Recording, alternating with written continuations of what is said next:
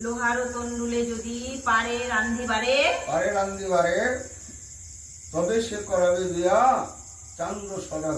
তবে সে করাবে বিয়া চান্দ সদাগরে। হ্যাঁ। যে মতে লোহার চাউল পারে রান্ধিবার রান্ধিবার সখে গিয়া